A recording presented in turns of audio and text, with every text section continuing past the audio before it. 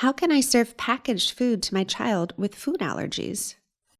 First of all, we have the Food Allergen Labeling Consumer Protection Act, and that mandates full disclosure of 8 major allergens. So those are milk, egg, wheat, soy, peanut, tree nuts, fish, and crustacean shellfish.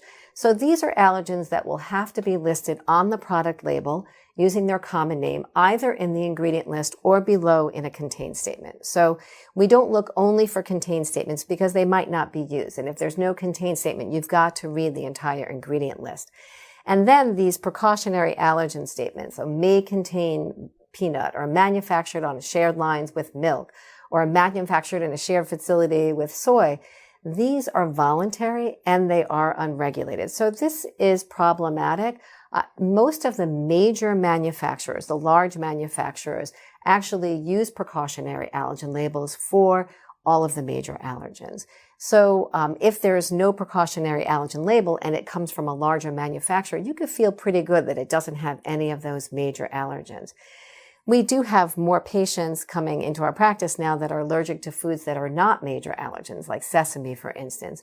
And again, the larger manufacturers are labeling voluntarily for sesame because it is a major allergen in the European Union, for instance. So if they're manufacturing foods that are for sale in the United States, but also in European countries, they just have a broad policy to label for sesame, and that is actually helpful.